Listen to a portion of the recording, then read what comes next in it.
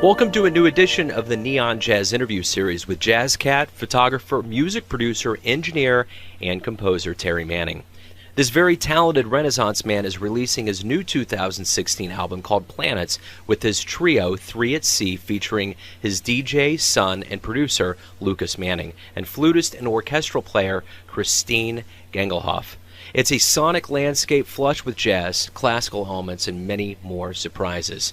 He was raised in El Paso, Texas, and learned quite a bit in his early years from the great musician Bobby Fuller, who sang the song I Fought the Law. He snapped many photos of music luminaries over the years, like Booker T. Jones, Isaac Hayes, ZZ Top, Lenny Kravitz, and many more. But it was in Memphis on April 3, 1968 that he captured the final images of Dr. Martin Luther King, Jr. Terry is also prolific as a music producer and engineer, and we're going to get into all that. He's got fascinating stories, so please get to know Terry and dig this interview, my friends. How are you? I'm wonderful. Hey, thanks for taking a little time out for me today. Oh, thanks for having me. Right on. I'm going to go ahead and dive in here. I know you're a busy man. I know you got a lot going on. But in your own words, kind of give me an idea of what's been going on with you lately. Oh, gosh. Well, as I've always done for many years, I work on music all the time, which is quite a bit of it rock and pop, and of course historically been with the stuff like ZZ Top and Led Zeppelin and different things, Shakira, Lenny Kravitz, things like that. But I'm always working on new music as well, so I've got a couple of new artists that I'm producing now and getting ready, a group called Health or Stout, very powerful rock group, a country singer named Sierra Willette. But those are new things that hopefully people will know in the future. And also I'm a photographer and been doing photographic exhibitions all over the U.S. and then turning into all over the world now with gallery exhibits in recently Boston, Providence, Rhode Island, Memphis, El Paso, Texas, all sorts of places. So it's just fun and exciting getting around doing the things you'd like to do, you know? Absolutely. Yeah, life well spent, man, for sure. The one thing I want to get into your photography, I want to get into your music life, but I want to start at the top of the hour here and ask you, your newest 2016 album, Planets, which is kind of an amalgamation of different genres, and especially jazz, with your trio 3 at Sea. Talk to me a little bit about this album, how it came about. You get to work with your son on it. What does this album feel like to you? You know, it's just something I've always enjoyed doing is composing instrumental pieces, and I've done it for many years, sort of classical sometimes, sort of jazz sometimes, sort of old-style rock and roll instrumental sometimes. But a few years ago, I started working with a classical music trio called C-Force, 3-piece ensemble, and one of the main instruments was flute, and the flutist, Christine Gangelhoff, was just really good, and I really got interested, and I've always loved flute anyway, and I started thinking of flute more as a lead instrument than I had been, you know, rock guitar and keyboards and things like that. And then when my son, Lucas, got to be a DJ and started doing electronic music composition and all the things DJs do in Edinburgh, Scotland, I just got this idea of why not feature those things plus some of the things I can do. So we made up a 3-piece band, a jazz-ish ensemble, and I just started composing songs in that I just felt, things that I thought. And they weren't originally songs for the Planets, but Christine, the flutist, came up with that idea at some point after I had a number of the songs done and said, well, what if they were, you know, related to the planets? And that I thought was a great idea. So I picked the ones that seemed to go towards certain planets and then composed the rest based on that, with that in mind. And of course, we know, yes, the classical composer Holst had the planets, so we weren't trying to copy that, but it's a new day now. So right on. Different genre. And then I was able to record a lot of the basic tracks with me playing a lot of the instruments. Christine then did her flute solos and other parts, and then we brought in session musicians, and I had the horn section and some string sections doing various things, and then sent it all over to my son Lucas in Scotland, and he put in a lot of beats and sound effects and sort of the electronica thing.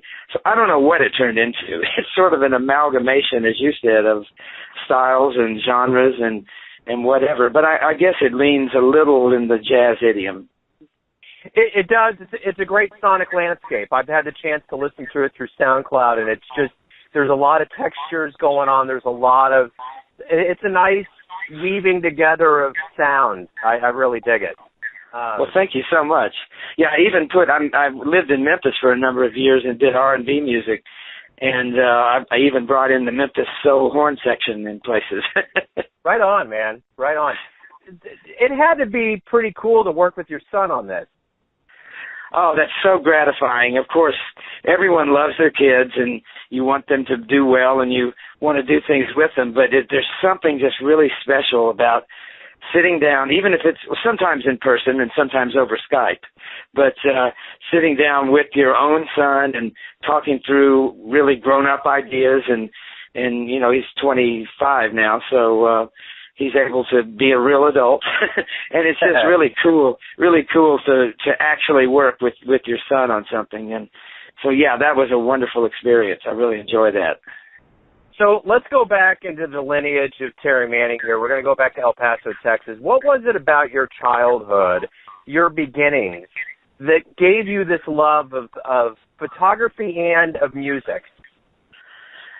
You know, it's hard to say what, but I know from the very beginnings of being a little kid and just hearing rock and roll come over the radio, I guess Elvis and Buddy Holly and some of the early rock things, Eddie Cochran, it was so exciting to me. And my mom was a music teacher, a piano teacher. My dad was a singer and a violinist, so there was music around, and it's sort of, I guess, in the genes, if that's a real thing. But I wanted to do my own thing right from the start, so I made them get me a guitar, and I would do my best to learn to bang things out. And then as soon as the young junior high kids could get together, 3 or 4 of the guys who had instruments and thought they were players, we'd get together and play little party things in the backyards and things like that. So I just grew up loving music and wanting to do it. Now, as far as the photography, I've always I can't draw a stick horse. I'm a terrible artist, a graphic artist type thing. I can't paint or draw, and I really did poorly in even kindergarten, I remember, on those things. But I always like beautiful things, and I like to express, everyone wants to express what's inside them, I guess, in some artistic way. So my way, I just say, hey, photography's good because I don't have to draw a picture. I can take a picture. When I got to Memphis left El Paso and moved to Memphis, Tennessee, I hooked up with several people who also were into photography, one of the prime ones being a guy named Bill Eggleston, now known as William Eggleston, who turned into one of the most famous photographers in the world. So I was just around a great influence and influences musically and photographically that let me do things creatively that I guess otherwise I wouldn't have been able to do. So let's talk a little bit about music here. What was the first instrument you played? Well, my mom tried to make me take piano lessons, and I did bang around on it, but it's your mom, and oh, Mom, please, I want to do my thing. So I ended up making them buy me a Montgomery Ward's acoustic guitar. So that was where I started hitting around on that and listening to Roy Orbison and, all the things on the radio and trying to figure out what they were playing. Never really had any lessons, but I got a little better, and then ended up, my first electric guitar was a Fender Telecaster, which I still have. It's a great 1952.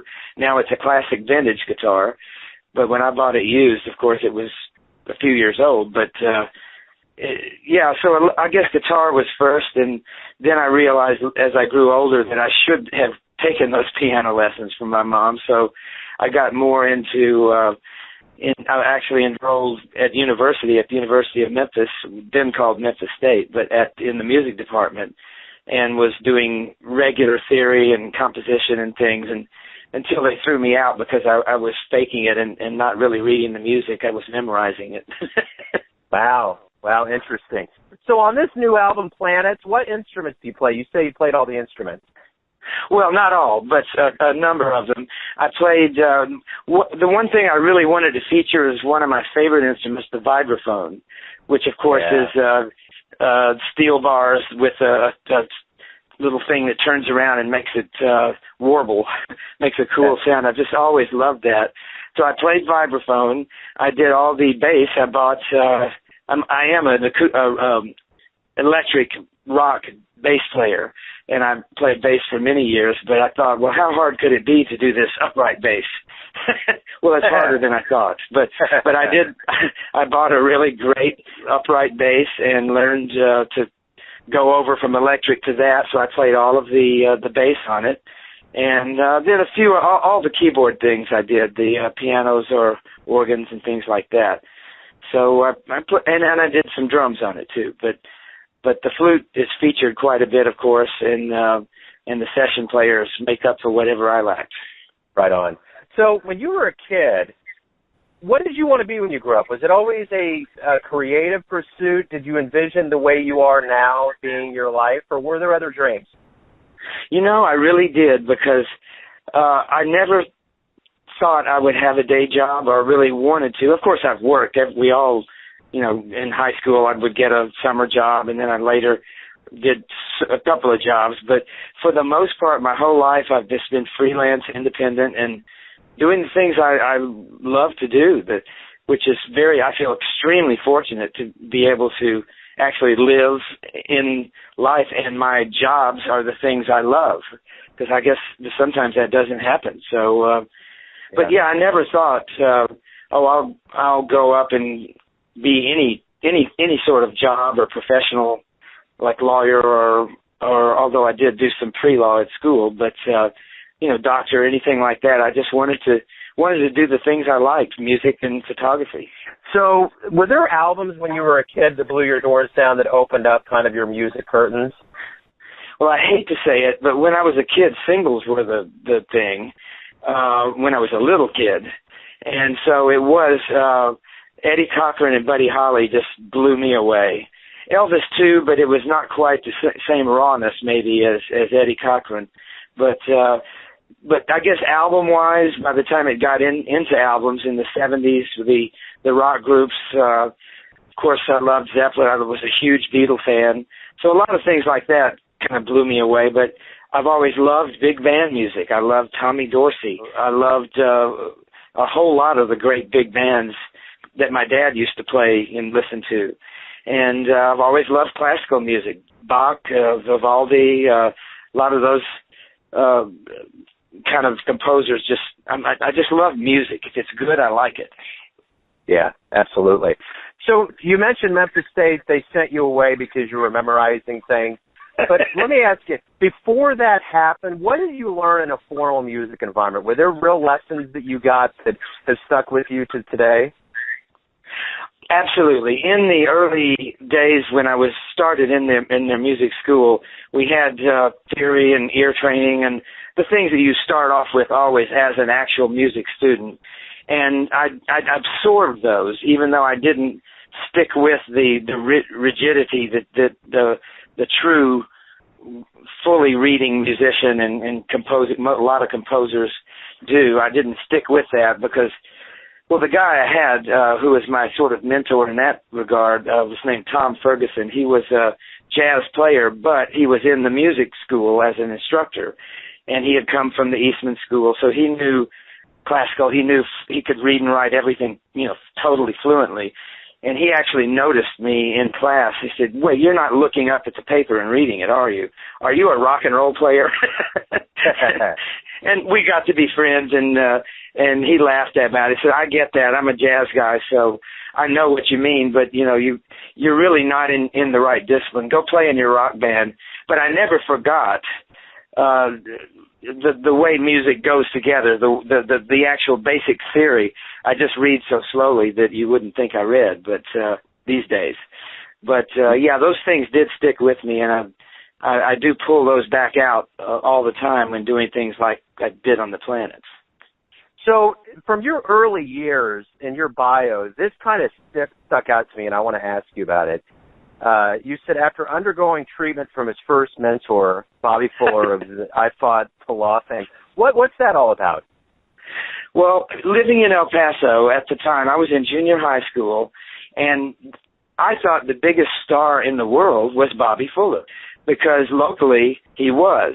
He was a few years older, of course, but he had his own record label. He had his own nightclub, and he was only like 20 or something, but he seemed to have everything. So all of us just thought Bobby Fuller is the guy. Now, we didn't know, of course, that at the time he was big in our area, the south, far west Texas, the southwest area, but not really big anywhere else. But when you're in a place, especially as isolated as El Paso was at that time, hundreds of miles from anywhere else, and no internet, and we didn't take airplanes places, you know. And so to us, that was the world. And then later he did go on to move to Los Angeles and did have worldwide hits. I Fought the Law and Love's Made a Fool of You and some of the things, Let Her Dance, that were great big hits on Dick Clark and American Bandstand and everything. But at the time, he was the local hero. So he actually played at a dance at our junior high school. And I went up, and I didn't like dancing, so I went up and asked him if I could sit in. And he, instead of saying, "Oh, you stupid little kid, go away," he said, "Sure, come on." Because I guess to him it really wasn't that important, the junior high dance. We thought it was. But so he actually let me play a Stratocaster with him, and he played along, and I sang Peggy Sue. And then I would start hanging out as much as I could as a naive little kid, bothering him. And he was always very nice and taught me many things. I would ask about, how do you produce a record? How do you write a song? What are you thinking about when you're doing this? And he would be very gentle and nice and take his time and answer. So he really helped me out a lot. He gave me an early education, even though he was, again, only a 20-year-old local guy. He really was ahead of his time. So that really helped me. I don't think I would have done music as a career if he hadn't been so kind to me. Well, and it seems like you've been around luminaries and legends and all kinds of people throughout your life. You snapped shots in Memphis of Booker T, Isaac Hayes. You talked about Zeppelin and ZZ Top and all of these guys. And you've been in the studio, you produced and recorded. What do you learn when you look at your life and you think about all of these acts that you've been around? What have you learned from them? What have you garnered from that kind of being around those kinds of people? You know, that's a very good question, because there is something that I've finally been able to quantify and realize. Every one of these people, like a Shakira, like a Lenny Kravitz, like Jimmy Page in Zeppelin, or Billy Gibbons in ZZ Top, every one of these people, of course they're talented. We know that because we hear it. But more than anything, they are just completely driven. They all know that they have what it takes and that they're going to get it done. And I just see in all of them a relentless drive, not in a bad way, not, pushing over people and knocking them down out of the way. I just mean every day they don't slack off. They get up and they are working hard. They're super professional. So I've seen that over and over in the big stars that I've been lucky to be around. So I do try to do that. I get up early. I work hard. I'm the last one to leave, just because I know from seeing it, that's what it takes to make your dreams come alive. So as a producer and an engineer, what have you learned over the years doing this? You've been parts of a lot of projects. What have you learned from this process? How has it helped you as a human being? The key thing to me is that music is great. It's a human element, but it's not Winston Churchill saving the world in World War II, or someone coming up with a cure for cancer, or how to transplant a heart. So I think we need to keep it in perspective.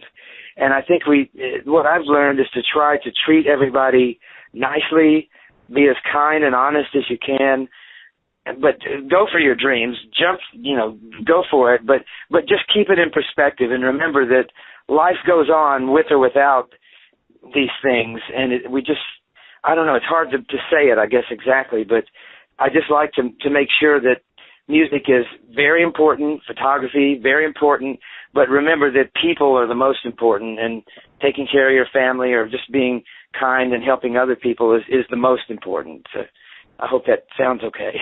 That sounds beautiful. And, you know, the one thing about a lot of artists or folks that get into the line of work that you're in is that they may do one thing. They play an instrument or they may produce, but they don't do this broad swath of what you do. You play instruments, you produce, you record, and photography is obviously a huge part of your life. How do all of these commingle together and feed off each other for you? I don't know, because one thing I do know is that if I go out to take photographs, I'm not necessarily thinking music at that time. I've turned a switch in my brain. Or if I go into a recording, well, for instance, I've been in thousands and thousands of recording sessions and with people like Otis Redding or Al Green and, you know, all the people we've talked about. But on most of those occasions, I didn't take a camera and say, oh, let's stop recording for a minute. Would you stand here and let me take a photo? Because that's unprofessional. So yeah. I delineate the task at hand and try to be as professional as possible and do that thing. But I could kick myself now for not taking pictures of Otis Redding at the time or of Al Green at the time or of so many things. I've got a few which in session where it was appropriate, but so that shows is a part of the way I put it all together.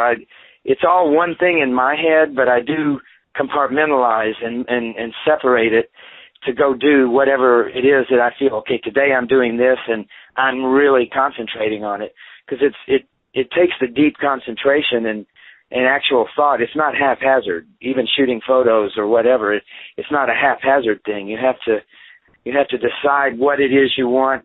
Find that, as Cartier-Bresson, the famous photographer, called it, the decisive moment of that very instant where the picture's the best and you're in the right place, the right angle, the things in the background are correct, and you take that one thing. You don't take 50 and then hope one later was good.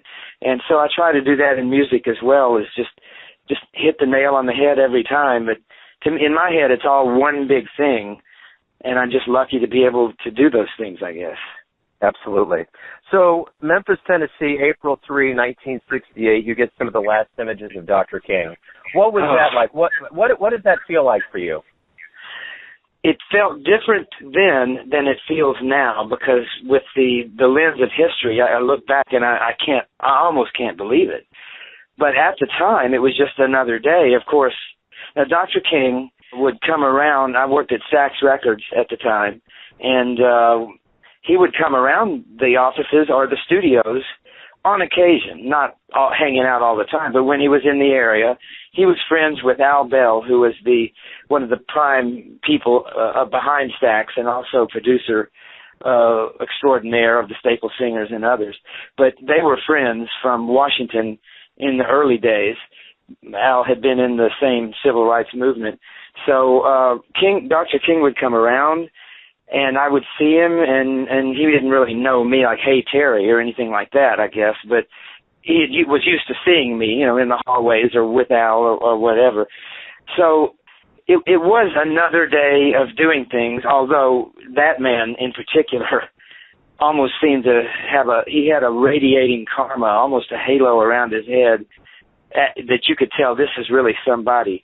So I knew that, but I didn't really realize how big and important a person he was and how historical it would be. That particular day, Al had called me and asked if I could use my first new car I had just gotten as a teenager, to go out to the airport in Memphis and pick up, not put Dr. King in my car and driving, but, you know, take some bags. Or they had a lot of people coming in and a lot of baggage. And so I said, sure. And happened to be there as he came right off the plane in the concourse hallways, had my camera, so I took 13 photos that day. And then just a few hours later, he was killed.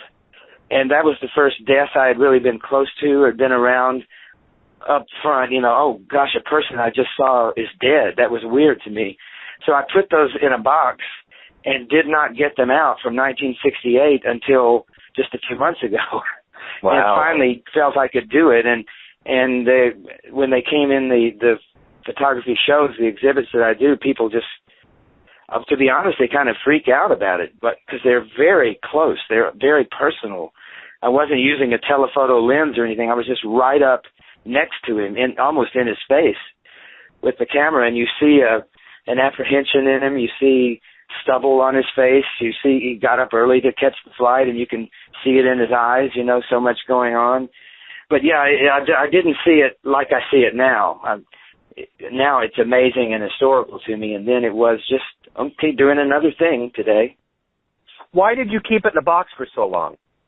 I didn't want to face it. I felt like it was almost sacrilegious to trot out pictures of this important. I felt bad about it. I don't know.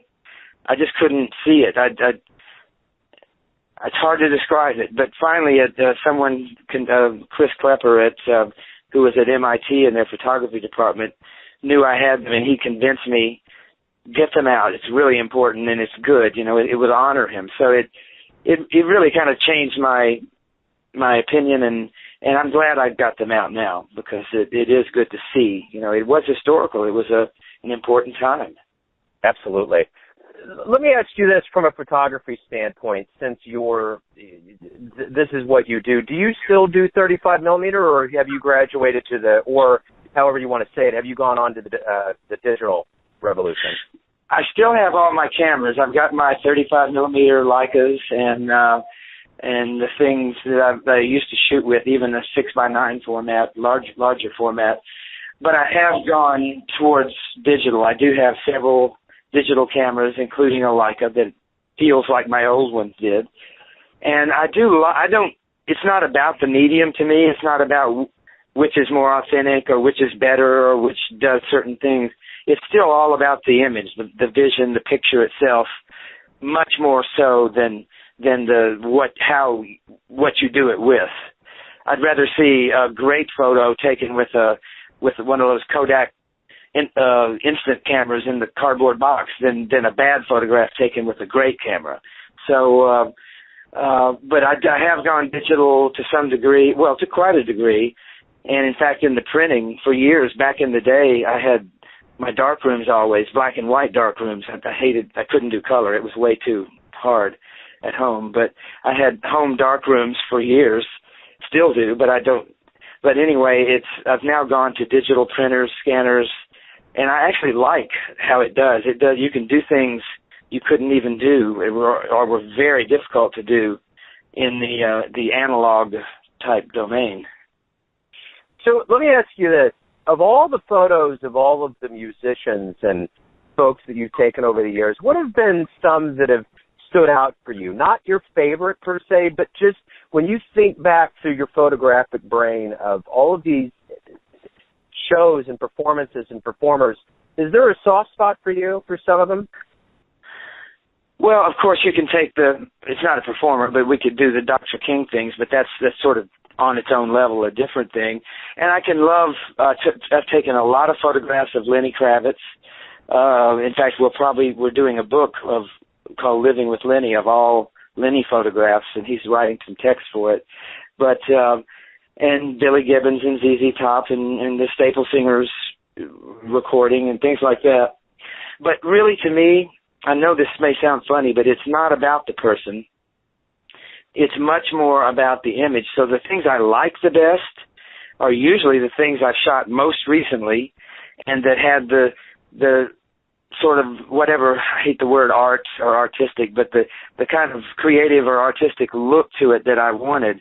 And that might be something like a doorknob or any little thing. It may not even be any person, or it may not be an important person, but it's all about the image itself, because, again, what I'm trying to do is paint pictures with the camera, since I can't draw. So it's really much more about that. And I've just been lucky that some of them are of famous musical people or political people.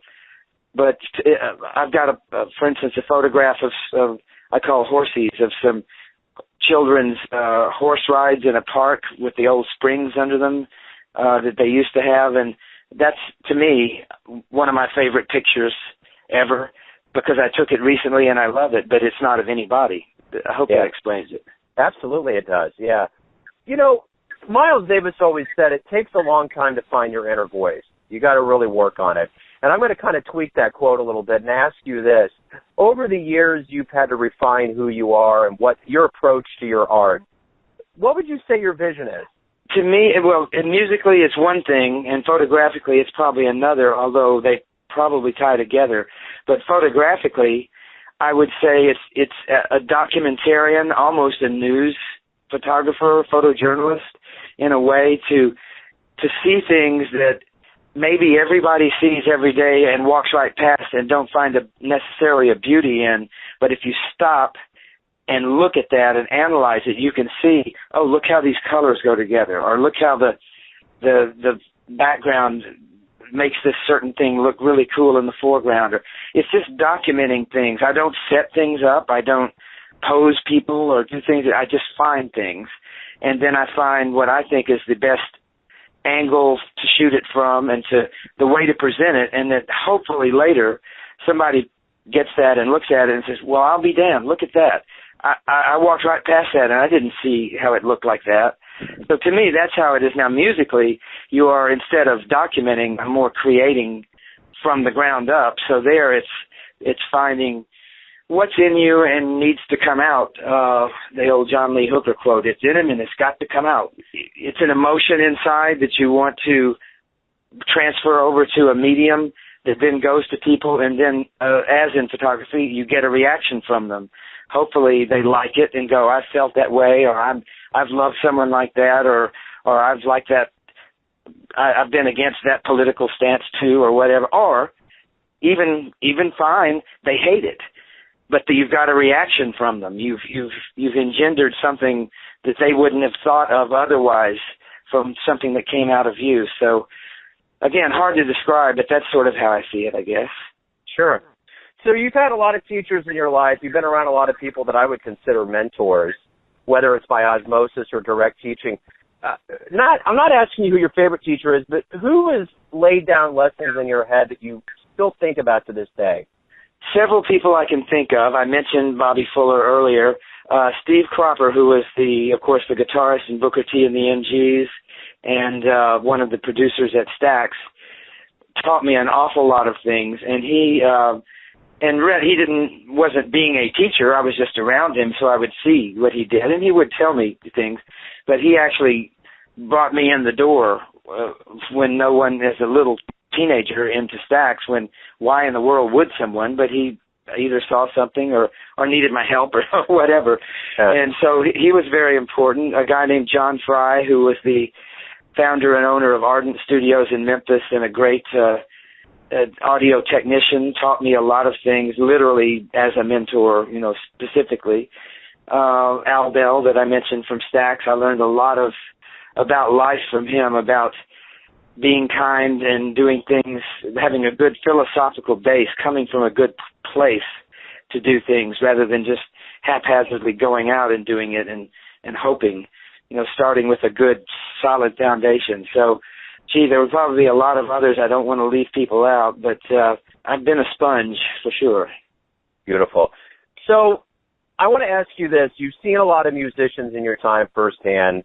You obviously love music. Who would you consider either your music or your jazz heroes?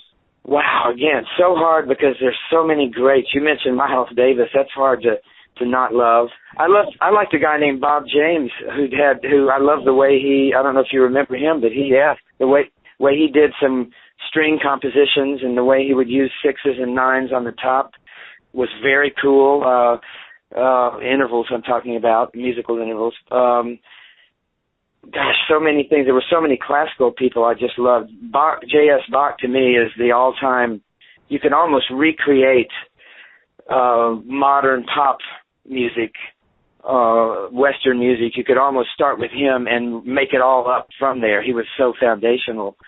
And if you go to the rock idiom, I think you could look back to Robert Johnson, the blues artist from the 30s in Mississippi, who, in my opinion, almost created rock and roll unknowingly in the way he took, instead of just singing a blues about being out in the cotton field or whatever, he thought about it, he arranged it, he had verses and choruses, and sort of started the whole way modern pop music goes together, but there's so many, it would be very hard for me to single out too many.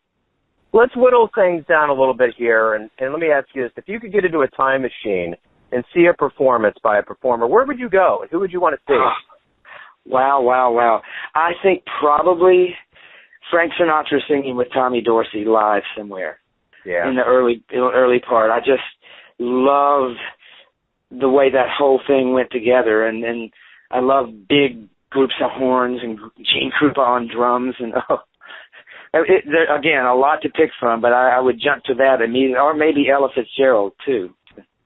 Yeah, just a half hour ago I was talking to someone about Sinatra with Count Basie at the Sands, so there's something about Sinatra in the air today. He was, and not to get off topic much, but he was the single greatest artist of the 20th century and probably of the 21st, but just an amazing musician, a vocal musician, just phrasing, timing, anyway, we could go forever on that, but yes, he should always be in the air. Absolutely, without a doubt. What is the nicest thing that a fan or an admirer of your work has ever said to you? Just the other day, and I picked this out again because it's recent, I had this photographic exhibit. We made this very cool pop-up museum outdoors in Providence, Rhode Island, next to the Dean Hotel and Gallery, and thousands of people. This was a thing they have called PVD Fest, Providence Festival, and thousands of people in the streets coming by and bands marching through, and we had this very cool exhibit. We had, I don't want to take too much time, we had the photos almost suspended, as if they were suspended in air from these really beautiful wood sculpture pieces, and some kids started coming by. Teenagers, a couple with skateboards, backpacks, hats turned around backwards, and I'm not putting down any look or people, but they were wanting to not tear things up physically, but they came up, oh, look, a photo exhibit, ha, ha, and they were laughing and joking and just coming along. And they got about halfway down it, and they got quiet, and then they got by the end, and one guy says, holy blank, look at that. Looking at one of the photos, they turned around and came back and went down it 2 more times, and then came over and found me, and we're talking 15, 16-year-olds, 17 maybe, and they said, hey, these things are really cool, but you could see their outlook and things change. So they didn't mean it as a compliment, but I just went, wow, that's pretty powerful. Yeah. Because they wanted to just, this adult thing, an art thing, ha, ha, ha, and turned into, wow, we like this. Right on. So that was very powerful to me, and I guess there's been other compliments, but I really twigged on that. Right on. So before I get to my last question, I don't want to depart from your newest album. I want to ask you this. What do you want the listener to get from this album that you're putting out? The Planets album by 3 at Sea, available now on Amazon.com.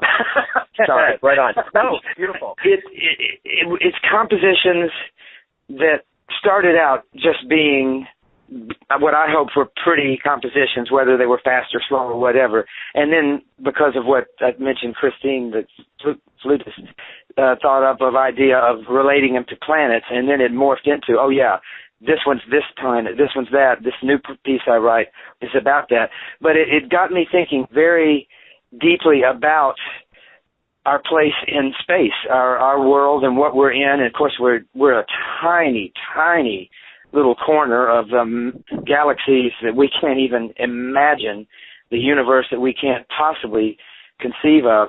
But I wanted to think of bigger than Earth, bigger than where we are, without going to where we can't go mentally and understand. But we can understand what is in our immediate solar system area. And people have stared at the planets and the stars and the heavens, of course, for as long as people were here and wondered about it. So I wanted to try to capture some of that wonderment. And the songs themselves, for instance, the early songs, because you start inward, you start having left the sun, and you start with Mercury and then Venus and then Earth and on out. They're faster, rockier planets. So the songs are faster. They're more up-tempo. They're more pop sort of like. They're more rocky, if that makes sense. And then when you get past Mars into the asteroid belt and outward, they're more grandiose, more ponderous, more amorphous, sort of huge bodies, and the songs slow down. And I'm literally trying to reach into, like I'm in some little craft going through the thing and take a tour of it. So I hope when people hear it, they'll think of that and sort of relate that not only to the planets themselves, but to a sense of wonderment about life and our place in it, I guess. Right on. Speaking of our life and our place in it, everybody has a perception of Terry Manning. Your family does, your friends do, those that see your photographs, that listen to your work. But who do you think you are? I honestly think I'm a very fortunate person who's been around a lot of other really great people, and that I was able to learn from them or put my little stamp or part of that on life or the world or society or whatever, or just local friendship things. But so I don't know. I'm just a very motivated, up early, working hard person who was also extremely lucky to be around good things. So I don't think it's more than that. It's nothing, earth-shattering. It's just fun. Right on. That's a great way to wrap everything up. Terry, thank you for opening up your world and giving me a bit of your wisdom and your stories. I appreciate it, man. Joe, thank you so much. Your questions were amazingly good, so I really appreciate your time. Thanks for listening and tuning in to yet another Neon Jazz interview, where we give you a bit of insight into the finest players in Memphis, Texas, New York, Kansas City, and spots all over the world, giving fans all that jazz. And thanks to Terry for his incredible body of work and time. If you want to hear more interviews, go to Famous Interviews with Joe Domino on the iTunes Store, or visit theneonjazz.blogspot.com for all things Neon Jazz. Until next time, enjoy the music, my friends.